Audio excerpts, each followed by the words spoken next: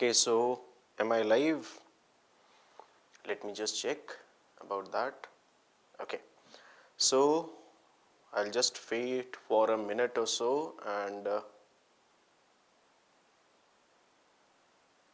yeah.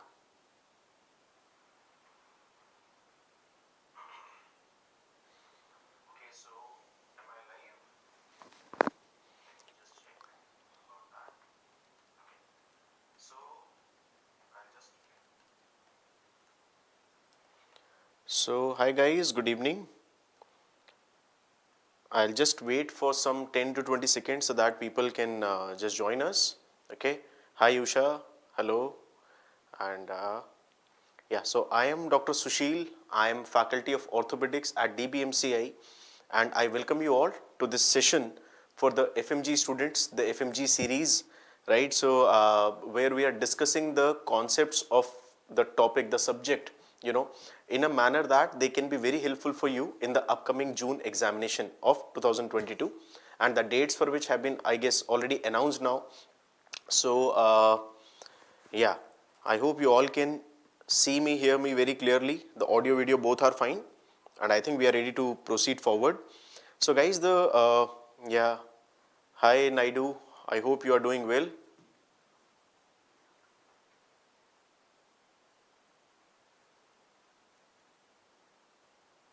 Okay.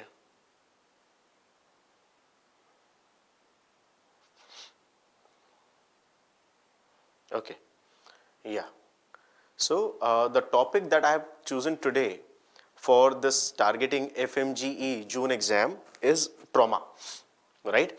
And obviously, if you have already done with the orthopedic part, you know that trauma is one of the most important and the most vast part of orthopedics.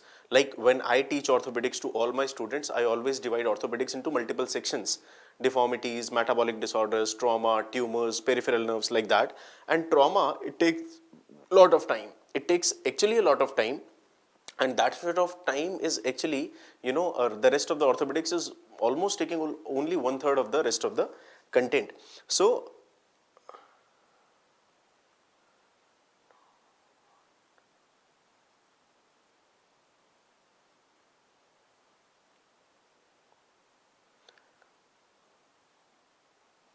okay, so I am just taking the first section today, and it will be trauma. Okay, it will be your trauma. So what exactly the trauma means, I'll try to cover up the trauma in a manner that which is helpful to crack the questions in your exam, how the questions are being asked in your exam. Okay, so basically, yeah.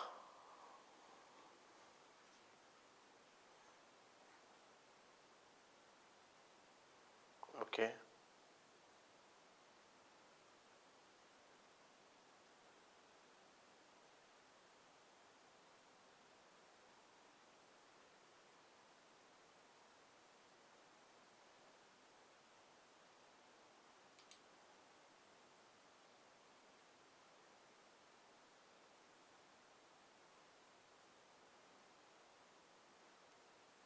Okay, so basically the trauma, when you say the trauma, what actually the trauma means, right? What exactly the trauma means? So trauma, it simply means a fracture for us, isn't it? And I do believe that you all know what is fracture. I do believe that everybody knows what is a fracture. It's a simple, it's a simple the breach in the continuity of the cortex of the bone, isn't it? It's simply the breach in continuity of the cortex of the bone, right? Now, when I start with fractures, I just simply ask one very, very simple question to all my students, that how somebody can get a trauma. How can somebody get a trauma, right? So how would somebody get a trauma? There are only two possible mechanisms of getting a trauma. What exactly are those?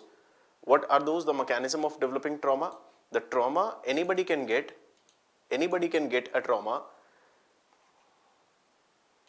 Anybody can get a trauma only after two mechanisms. Anybody can get a trauma after two mechanisms. What are those two mechanisms? The two mechanisms are, either it can be a traumatic fracture. For example, if I talk to you about the modes of fracture, how can somebody have a fracture? The modes of fracture can be just two. Like somebody can have a trauma, right? Or it can be a pathological fracture. So there are only two ways in which somebody can have a break of the bone. Either it is a trauma or it is a simply pathological fracture, right? So when I say trauma, this trauma actually can be a direct trauma, like hitting somebody's bone directly, or it can be a forceful contraction of a muscle creating a injury. So trauma, it can be a direct trauma or it can be a indirect trauma. So direct or indirect trauma. And pathological, you all know what is the most common cause of pathological fracture. We all know about it.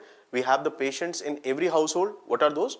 They are the patients of osteoporosis, our elderlies at our home, the grandparents, especially the grandmother, the postmenopausal status, right? So this is how somebody gets a trauma. Now nobody is interested in asking you the direct trauma nowadays, what kind of fracture does it create? So any direct impact on the bone, you take a stick and you hit somebody's bone, direct impact on somebody's bone will create what kind of injury? It creates usually a transverse fracture. It usually creates a transverse fracture, right? What is a transverse fracture? If this is, let's suppose, bone, so how the fracture will be? Like this. This is what you call a transverse fracture. That's what you call a transverse fracture. Okay, so you should be aware of these things. Okay, yeah, okay, right? So when you talk about the fractures now, guys, how the questions are asked. आजकल आपको questions कैसे पूछते हैं? I hope that everybody is comfortable in Hindi and English both, right? Is it okay with everybody if I use a mixture of both? More of a English, more of a Hindi, whatever you want, just let me know. So I can understand we have every type of student more comfortable with Hindi, more comfortable with English. So I'll try to make a balance, okay? So when you say the break in the fracture of continuity of the bone, it's what you call a fracture, right? It's a break in the cortex basically. The periosteum may be intact, right? Nowadays, how they have started asking you the question that when you define the fracture, it has to be break in cortex, isn't it? It has to be break in cortex. The periosteum might be intact and it is usually intact. So periosteum is intact or maybe not. So periosteum, when you talk about the intactness of the periosteum can be intact, may not be intact, right? And this periosteum, the layer over the bone, it is intact usually in children's, right? So when periosteum is intact in children, when the periosteum is intact, what do we call it? What kind of fracture it is? That's what you call as the green stick fracture, isn't it? That's what you call as a green stick fracture. So green stick fracture is what? Green stick is a break in the bone without damaging the periosteum. That is what you see in a child, isn't it? So now they can simply ask you that child has got a injury, the periosteum will be okay, periosteum might be damaged. So what do you call it? So that's what you simply call as the green stick fracture, right? That's what you simply call as green stick fracture, right? So please remember, green stick fracture in children will have the periosteum intact, right? Now when you talk about a trauma, how they are going to ask you the question? See, you can classify fractures into various ways, okay, as per their relation with the external environment, according to their geometry, right? What kind of pattern, fracture pattern it is. There are multiple ways. When you classify, the classification that I want to discuss with you all, which can be of some importance when some MCQ can be asked to you, the classification for the fractures when in relation to the external environment. So fracture with relation to external environment. How do we classify it? How do we classify that? So fracture in relation to the external environment. This fracture can be very well, simply classified as in relation to the external environment as a open fracture or a closed fracture, isn't it? So what is a closed fracture? What is an open fracture? We have an impression in our mind that whenever any bone comes out of the skin, then only we call it an open fracture, isn't it? No, that's not true. So if I draw some sketch for you, let's say this is somebody's leg, okay, the ankle and the foot area, and if the tibia bone has got an injury, the tibial bone has got an injury and it is piercing the skin and seen outside the bone like this, seen outside the leg, then only you call it open fracture. No, it's not like that, right? It's not at all like that. It is only when the bone is fractured, obviously there is some fracture blood, right? And if this blood is coming out, If there's blood is coming out from the skin, that means from the same route, the infection in environment can also go in, isn't it? So why we are worried in any open fracture? In any open fracture, we are worried about infections, the chances of infections. From where the infection is coming? Environment. How will that go to the bones?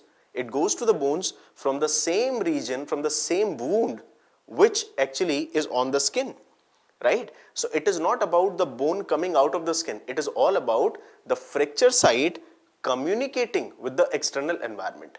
If the fracture site, the blood from the fracture site can come out of the skin, from the same route, the infection can also go in. I hope I am clear in that. So what exactly is an open fracture? Open fracture simply means where the fracture hematoma or the fracture site has a communication. It has a communication with external environment.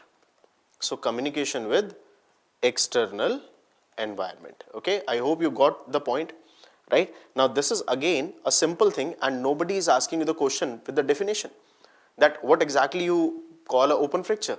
See, the classification used to classify, the open fractures, how do you classify the gradings of it?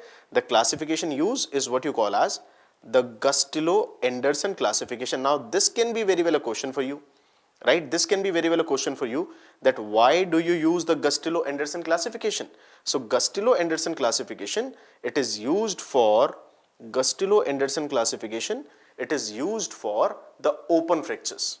Okay, that will be seen for open fractures. I hope I am clear with this point, that it is seen for open fractures, right? So Gustillo-Anderson will be for open fractures. Okay, now how does it classifies the different types of open fractures? The different types of open fractures will be, Gustillo-Anderson divides open fracture as the type 1. Type 1. What is type 1 injury? What is type 1 injury? A clean wound which is less than 1 centimeter. So the wound is clean, it is not contaminated, and the size is less than 1 centimeter. That's what you call type 1 injury. Okay. Type 2 injury, it is the wound which is now more than 1 centimeter.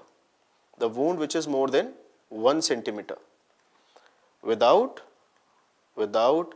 extensive soft tissue laceration. Without extensive soft tissue laceration. That means soft tissue damage is less, it is not very extensive, but the wound size now is more than 1. Okay, wound size now is more than 1. And what is type 3? Type 3, it simply means extensive soft tissue injury. Type 3 simply means an extensive soft tissue injury. It's an extensive soft tissue injury. Now, this extensive soft tissue injury, it further can be categorized into multiple categories. How? Type 3A, you say type 3A. What is a type 3A? Type 3A is a segmental fracture or a comminuted fracture. Segmental or the comminuted fracture. So multiple pieces of the bone or one piece of the bone is taken out from the bone. That is segmental. So multiple pieces or one piece is out. Type B is what you call as the periosteal stripping. Now the periosteum is damaged. So type 3B is periosteal stripping and bone is outside the skin. Periosteal stripping and bone is exposed. Bone is exposed means bone is now outside the skin, right? And type 3C is any vascular injury that needs a repair,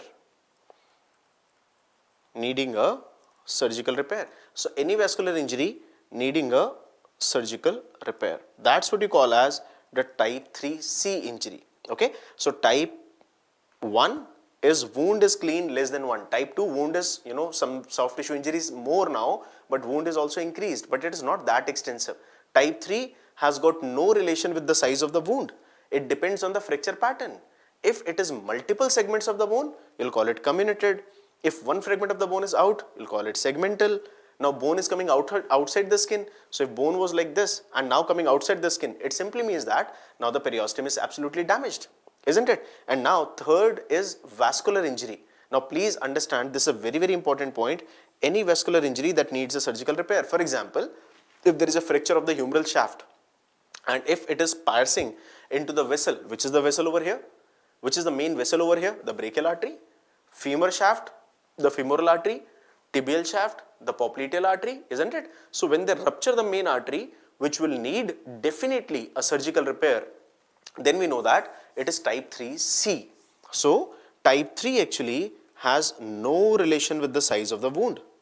Type 3 has no relation with size of the wound.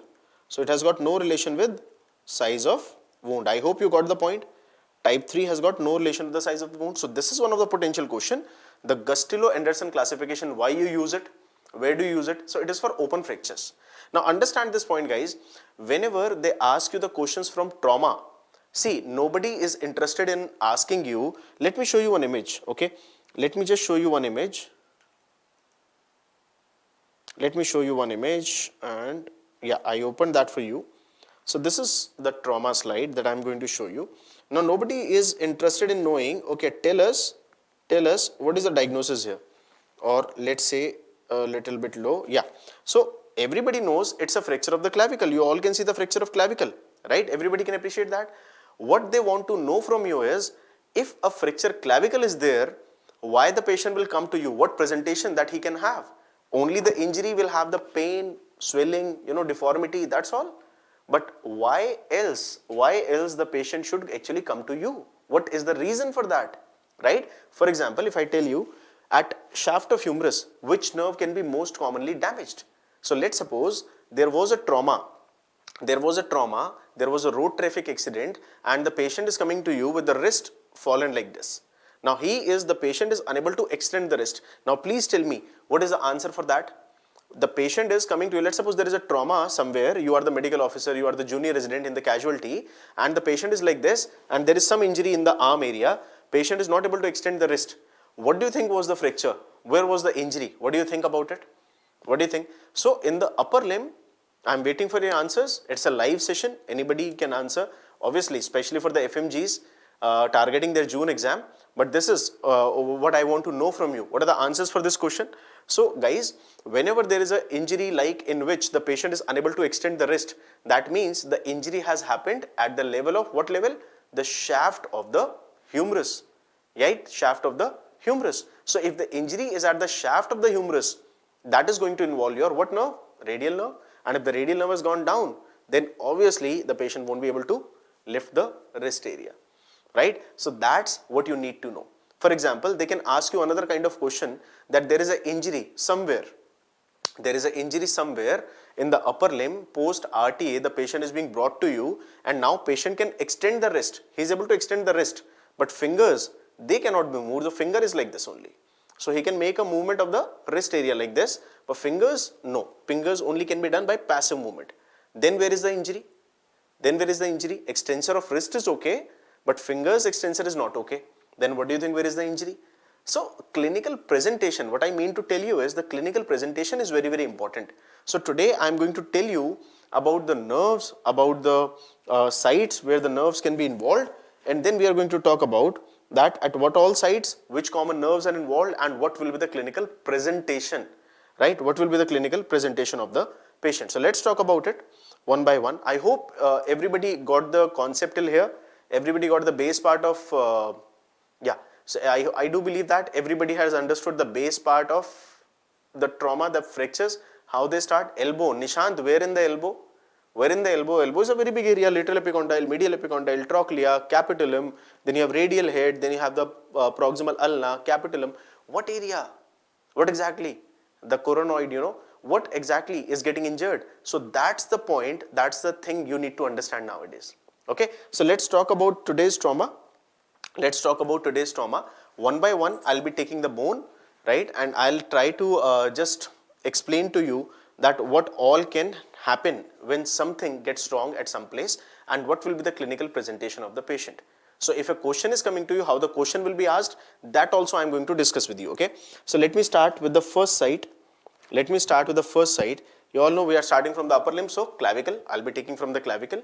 Okay, medial epicondyle, not at all, Nishant, you will just realize it. Okay, let's start. So clavicle, if you talk about the fracture of the clavicle, I am talking about their clinical presentations. Clavicle fractures, it is a cosmetic kind of problem. Otherwise, clavicle doesn't need a treatment from you and it can heal itself, right? So what clavicle can do? What nerve, what vessel the clavicle can, injure? So clavicle basically, it can cause the most common complication. Whenever there is an injury to the clavicle, the most common complication is actually malunion. And why there is a malunion of the clavicle? Because clavicle is an intramembranous bone.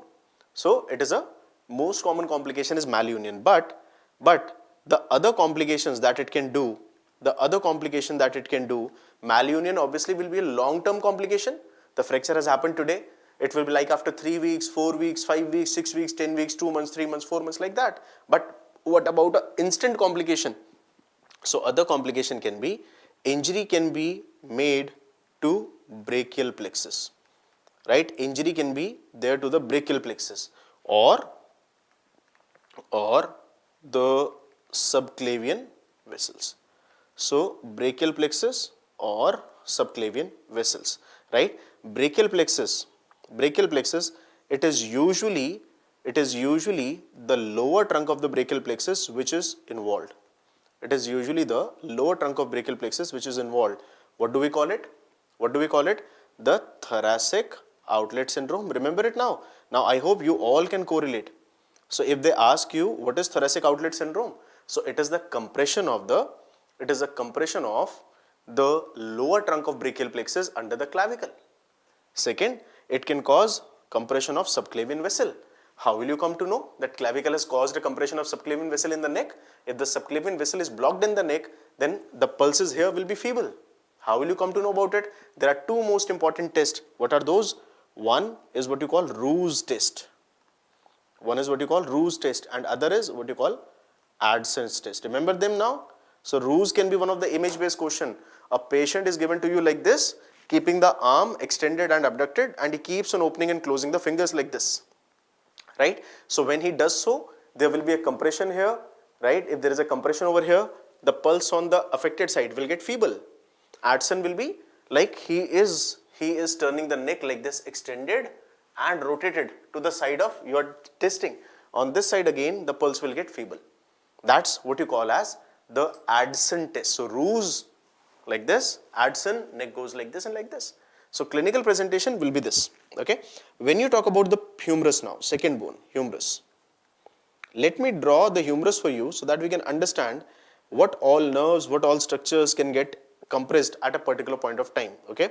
Particular injury. So if this is, let's say, our glenoid area like this, the scapula, neck of scapula and the head of humerus here, okay, like this. So the shaft area will be like this, the medial epicondyle, trochlear area, capitulum, the lateral epicondyle like this, isn't it? This is somewhat like this only. And then you have got the radial head here, like this. So there will be flaring distal radius and the ulna. So ulna will be articulating like this and articulating with the humerus. Correct? This is how radius and ulna are. So when you talk about the humerus, you have to remember that proximal humeral area, this proximal humeral area, fractures here in the proximal humeral area, they can involve which nerve? They can simply involve your axillary nerve. Please remember this. Axillary nerve is involved in proximal humerus. Axillary nerve is involved in proximal humerus. And what the proximal humerus means? The proximal humeral involvement, what does that mean? This means the fractures as well as the dislocations. And obviously, if there is a fracture or if there is a dislocation and that involves axillary nerve, what will be the question in your exam? What will be the question in your exam? So the question in your exam will be that a patient post-trauma is coming to you with difficulty in certain movements. Now the question comes, what all does the axillary nerve supplies? The question is, what all does the axillary nerve supplies? So axillary nerve will have a motor component, obviously supplying some muscles. What are those motor components? They are deltoid and teres minor, right? And there is a sensory component also to it. What is the sensory component? the regimental badge sign. It will be the regimental badge sign. Okay, so that will be the regimental badge sign. So how the question will be asked to you in your exam? How the question will be asked to you in your exam? The question will be that a patient post trauma is coming to you who is able to start moving the shoulder, but then he further cannot continue. That means when I abduct my shoulder, 0 to 15 degrees done by whom? Supraspinatus, and 15 to 90 by deltoid, but deltoid is hampered here. So question will tell me that sorry, the patient will be coming to you with inability to abduct the shoulder, right? So initiation can be done, 0 to 15 can be done, but after that, no, it is not possible. Or they can also tell you the function of teres minor is hampered. What is the function of teres minor? So deltoid, I am writing the function here. What is the function of deltoid? 15 to 90 degrees of abduction. So question will tell you it is not getting, possible. Or the teres minor, if they say the patient is having a problem in weakness in external rotation of the elbow. Weakness in external rotation of the elbow. So this is external rotator of the shoulder, not the elbow, my bad. It is external rotation of shoulder, not the elbow. Okay, so patient is not able to do the external rotation of the shoulder like this, or the weakness is there, or the abduction 15 to 90. Or what is regimental badge sign? The sensory loss here, the area supplied by the deltoid, okay, the deltoid region basically. So this is supplied by axillary nerve, so this will have sensory loss. So patient will be told to you in your exam that you are in the casualty, you receive a patient who has got some injury in the arm area, and now the patient is not able to, or he has got some injury and he is not able to abduct it, weakness in the rotation, or there is some sensory loss. What is the finding? So finding has to be, your answer has to be either it is a fracture of proximal humerus or it's a dislocation of the proximal humerus. I hope it is clear to all. I hope. Can I have some reverts from you guys? Can I have some reverts from you? So if this is fine, what we are going, have you been able to understand what I just said? So presentation of the patient is very, very important, right? Noor, Nishant, if you can just tell me if it is okay. So let's go a little bit down. So now what I'll do, I'll use the pink color to mark the course of the radial nerve and its clinical application with the trauma, with the fractures, okay. So the radial nerve, it is coming like this. From the posterior cord of the brachial plexus, right? It goes along the medial side of the shaft. Through the spiral groove, it goes to the lateral side like this. It runs along the lateral side. It comes in front of the lateral epicondyle, and here it divides into two branches. It divides into two branches. One which is a superficial branch and one which goes behind the interosseous membrane, right? I hope you all can easily understand it, the radial nerve now, right? So radial nerve can be injured in what area? There can be injury to the radial nerve at this site. What is this site? Site number 1 is axilla, right? Site number 1. Let me just put a note for radial nerve here. So now this was the axillary nerve, proximal humerus. Let me put it like number 2. This is your radial nerve. Now let's see if your question comes in different, presentations of the patient. Let's see what all and where all the, patient will be involved. Okay. So radial nerve, it is what all functions does the radial nerve has. Radial nerve has got primarily 4 functions. What are those? The extension of what? Extension of elbow, right? Second, there can be extension of the wrist. Very, very simple. Third, there can be extension of the fingers. Okay. And fourth, there can be the sensation where? The sensations where? On dorsum of hand. It is done by whom? We said radial nerve is a purely motor nerve. That's true. So this whole is radial nerve, but you know that at this point the radial nerve is getting divided. In what 2 branches? The one branch which is going here, it is superficial branch of the radial nerve, and one which goes behind here, it is known as the posterior interosseous nerve. That is known as the posterior interosseous nerve. So these are the 2 divisions. Posterior interosseous nerve is responsible for extension of the finger, and the superficial branch is responsible for sensations here on the dorsum of first web space. Okay. Now, what all injuries can happen to the radial nerve? What can be your questions in your exam? A patient was using abnormally high crutches. A patient was using abnormally high crutches and putting pressure in the axilla. So what I want you to remember is only 3 muscles, right? Only 3 muscle supplies. One muscle supply is here, the proximal humeral area. So one muscle that it supplies it is the triceps, the triceps long head.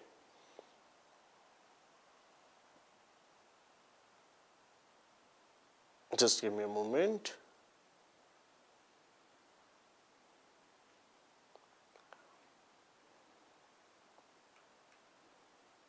Okay, just give me one moment.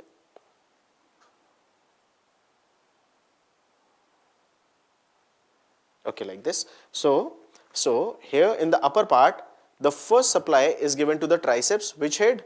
The lateral head. And once the nerve is in the spiral groove, it gives the supply to what? Triceps, the lateral and the medial head. And then just before the bifurcation, it gives the important supply to extensor carpi radialis longus. I just want you to remember these three muscles, that's all.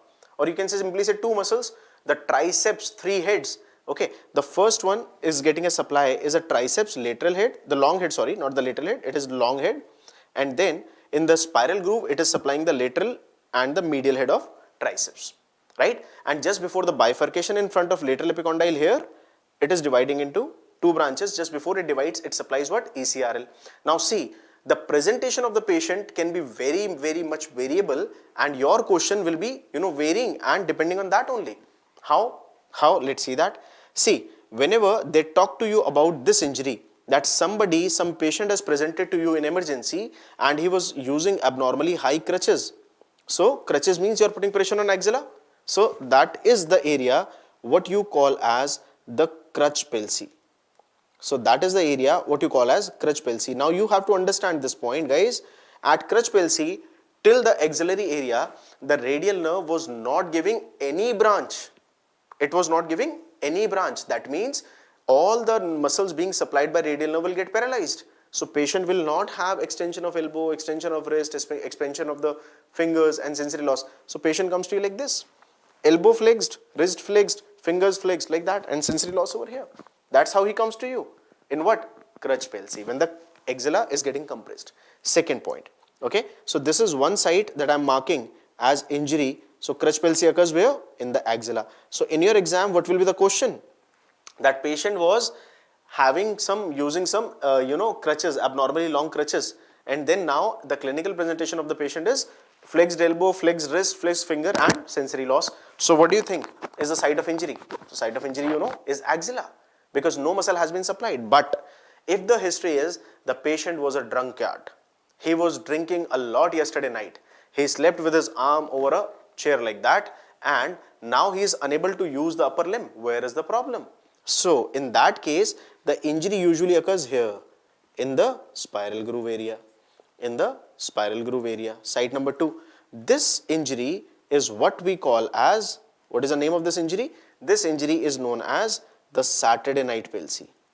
This injury will be known as the Saturday night palsy. And your patient will be having what problem? That with some problem, some difficulty, some weakness, he can extend the elbow. Why he is now able to extend the elbow? Because triceps long head is already supplied. Right? Lateral medial head are not getting now the supply. Cutoff is in between. So some weakness will be there, but still he will be able to do it. Right? So in the first case crutch palsy, he was not able to do it. In second case, he is able to do it, but with some weakness. Right? Now third site. Third site is when the injury is in the shaft area. Now when the injury is in the shaft area, what will be the consequence? The fracture shaft of humerus. Your trauma patient who is coming to you in the emergency, what will be the presentation of this patient? Your question will be that whenever there is an injury to fracture shaft of the humerus, then what happens now? When there is an injury to shaft of humerus, extension of the wrist has been already supplied. By whom? All the three heads of the triceps. They are all okay now. Whatever is getting injured is below that. That means that's how the patient comes to you like this. So when they ask you the question that when there is a fracture shaft of the humerus, which is the most commonly involved nerve? Answer is radial nerve.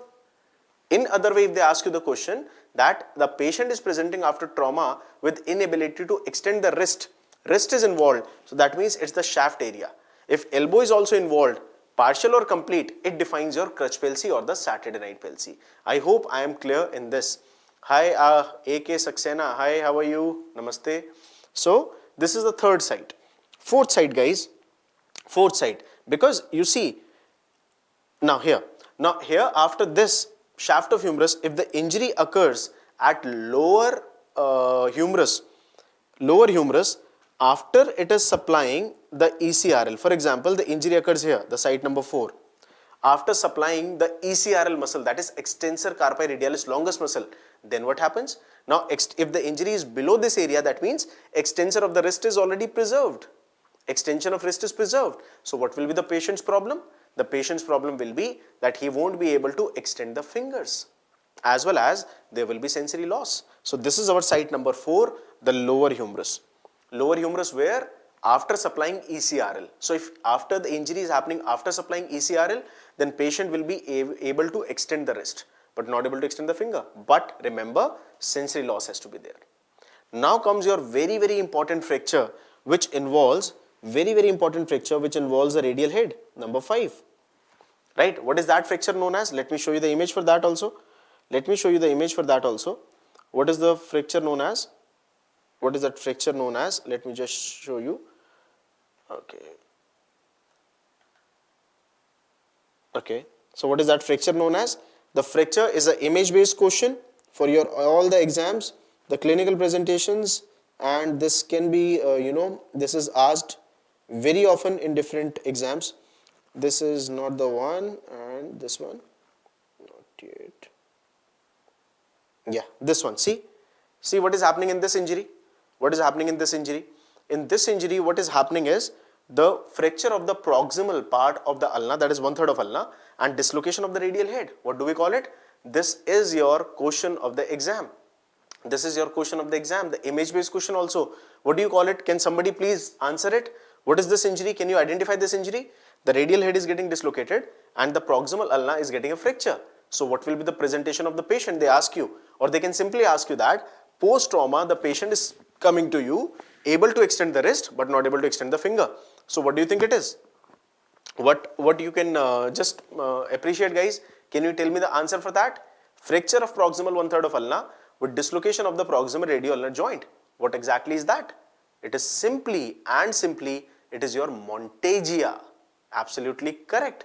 This is Monteggia injury, and Monteggia fracture will have what presentation?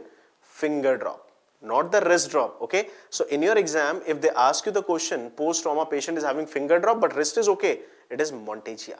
That's your Monteggia. Okay. I hope it is okay with everybody.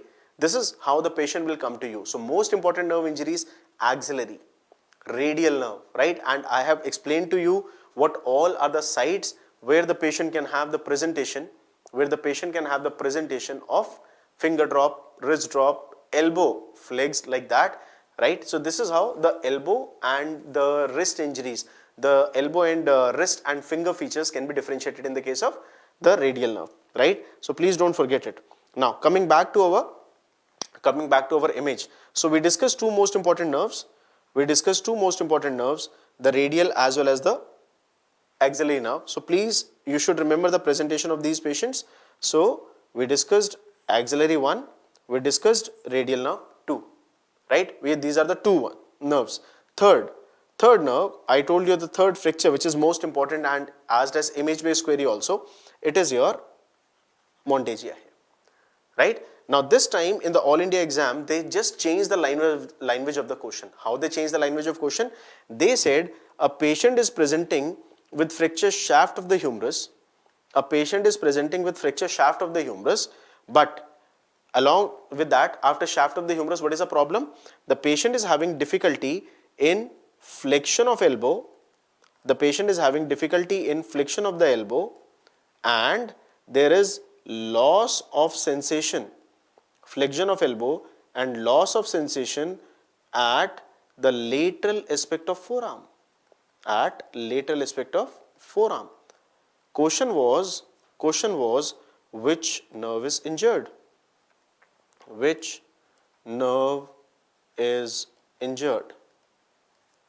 Question is which nerve is injured? Right? So what do you think now? Fracture shaft of humerus we have discussed in so much of detail that it can produce multiple problems: extension of wrist failure, wrist extension failure, finger extension failure, sensory loss. But now they changed it. Wrist radial nerve is related to extension of elbow. We are talking about failure of what? Flexion of elbow. So what do you think was the answer?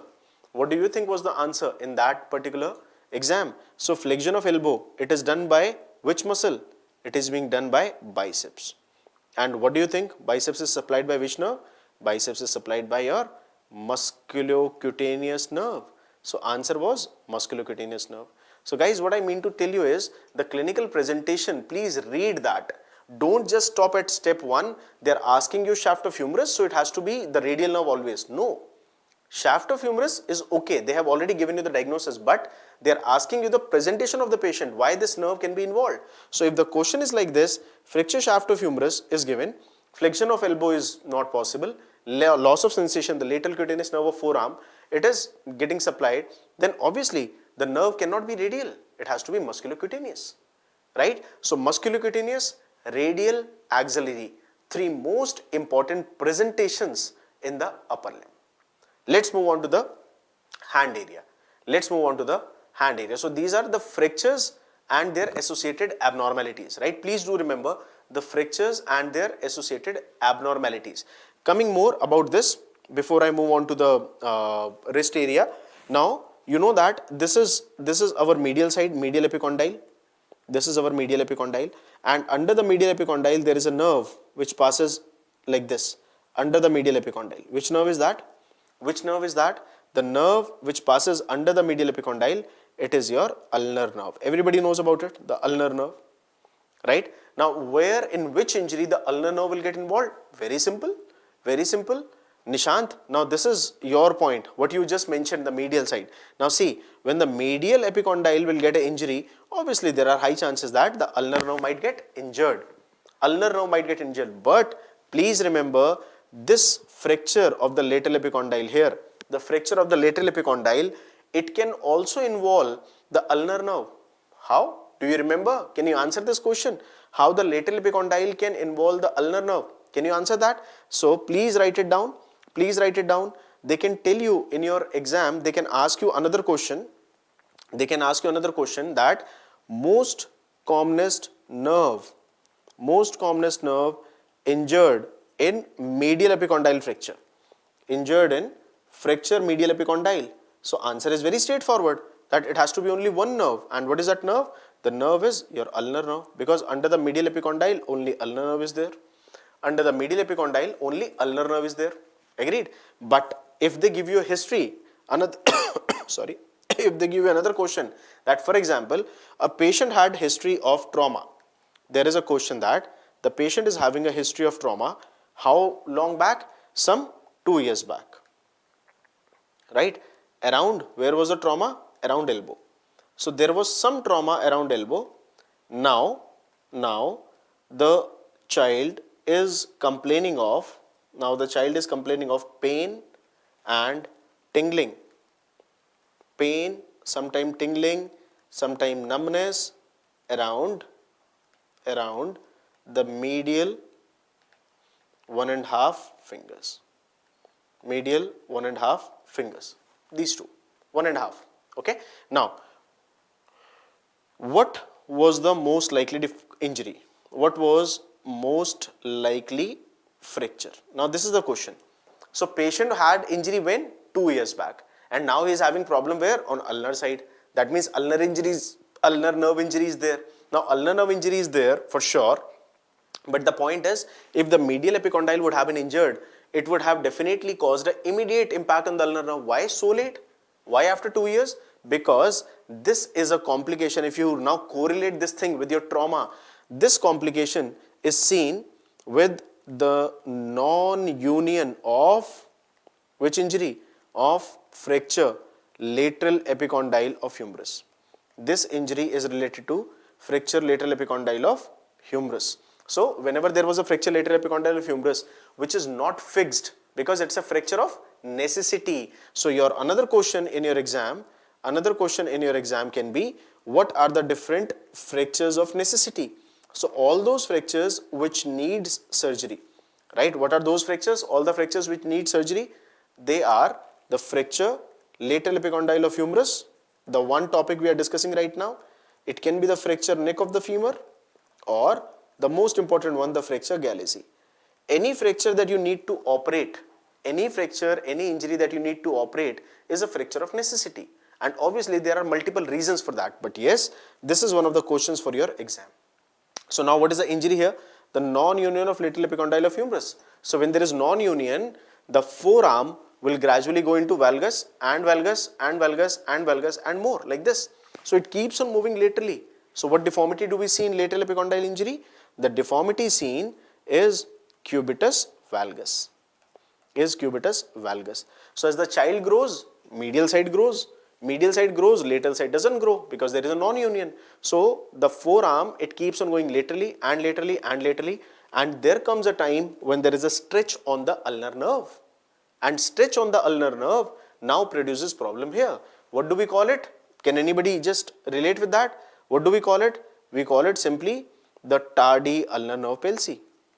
We call it tardy ulnar nerve palsy. So that's the tardy ulnar nerve palsy. So I hope you understood. So now the problems were there in the shoulder, problems in the elbow, problems in the wrist, problems in the fingers, but now only confined to these two problems, only confined to these two fingers, right? These are the different injuries. These are different injuries with their different presentations. These are different injuries with their different presentations. So most importantly, in your upper limb, what you are expected to remember is axillary nerve, site of injury of the radial nerve, musculocutaneous nerve, then you have this ulnar nerve under the medial epicondyle, direct injury, lateral epicondyle as a very late onset of injury, right? These are usually the injury parts. When you talk about the lower radius here, the median nerve is passing like this from your wrist area. Here we have the carpal bones like that. So this area, what do we call this area? This area is your carpal tunnel area, isn't it? That's our carpal tunnel area. So in case they are asking you the complaints, they are telling you the patient is a case of rheumatoid arthritis.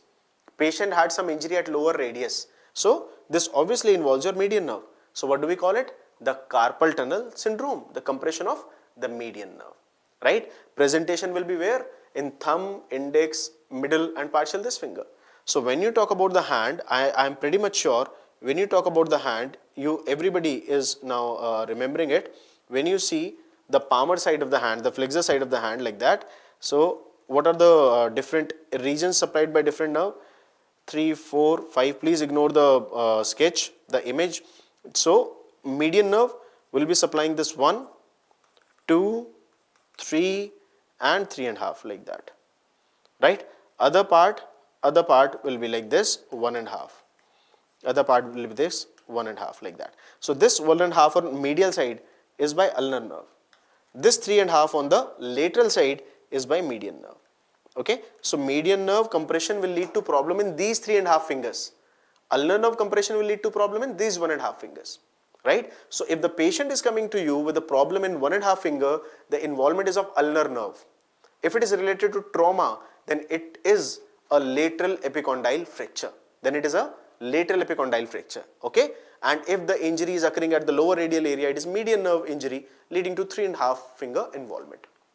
Okay, so guys, this is my agenda to come up with the trauma plan today, because obviously you can understand the whole trauma takes some 5, 6 hours, 7 hours, but I have now concised it, the clinical presentation which is most expected in your exam, right? These 5 or 6, these are expected in your exam, and I do believe that you will try to just correlate the things with your clinical knowledge, right? With your clinical knowledge and the clinical presentations of the patient.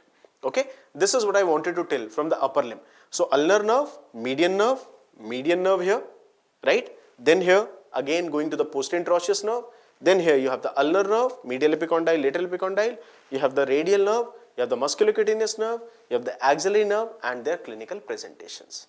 When you talk about the spine and the lower limb, in the spine, it is all about radicular pain. So we don't expect a high-fi question that patient has come to with spinal problem and so and so and so. It is not expected. You know, in the lower limb, it is usually the compression of the lower limb nerves, that is L4, L5, S1, 2, 3, which you call simply as sciatic nerve. So when there is a compression of the sciatic nerve, the presentation will be seen in the foot as foot drop. Your question in your exam, it can be very well that patient had been operated for lower limb. If I tell you the clinical scenarios, what can be the clinical questions in your exams for lower limb, they can simply ask you that patient has got a hip dislocation, direct impact in the gluteal area, patient has got a hip replacement, okay, patient was given the gluteal injection, patient had got a injury to the what you can say the knee area, the proximal fibula area. So proximal fibula area.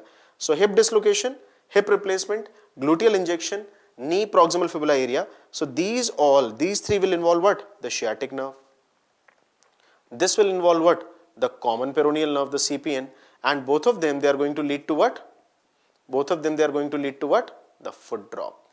So patient will have a problem of what? Foot drop. So if the patient is, if in your exam they are giving you the question related to the replacement hip dislocation, most common dislocation of the hip is which is posterior hip dislocation, the gluteal history injection, then it is usually the sciatic nerve which is getting involved, and the presentation of the patient will be like foot drop, right? That will be the foot drop. Okay, so this is how the presentation of the patient will be, and that's how the examiner is going to ask you the question, right? In exams they are asking you the question in relation to trauma.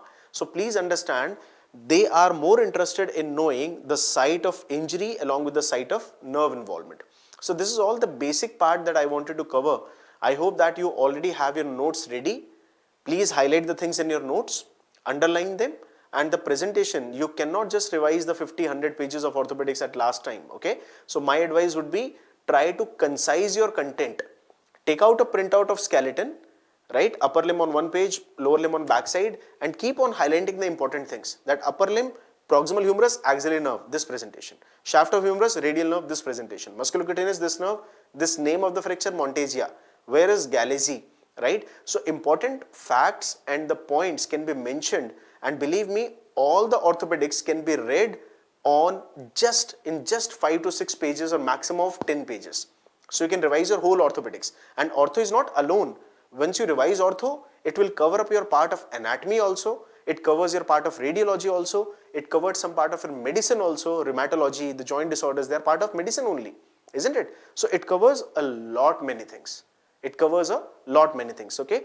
So guys, that is all from my side for today's session of trauma, the clinical presentations with any sort of injury in the upper limb or in the lower limb, because in lower limb we have got only one main trunk going and supplying everything. The hip joint, the knee joint and the ankle joint and the toes, everything, and it is only the sciatic nerve. That's only the sciatic nerve, right? So in the spinal area, it is all about the root compression, so that will be a different entity. That's not a part of trauma, okay? That's a regional condition. So upper limb, lower limb trauma, that's how you learn it, okay?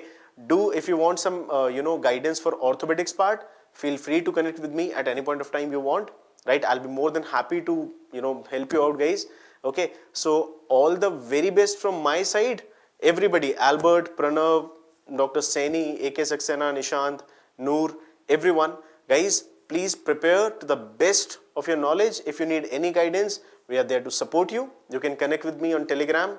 If you have my number, that's okay. You can put a WhatsApp to me, right? So I'll try to reach out to you as early as possible. So my best wishes, focus on the basics, focus on the concepts, and surely you are going to crack the exam, okay? So my best wishes to everyone, guys. Stay focused, stay positive, keep studying, and just we are going to do it. Have belief on yourself, okay? Thank you so much everyone for watching the video. Do provide me the comments, do provide me the inputs about the video so that we are planning other sessions also very soon for all of you, right? So thank you so much.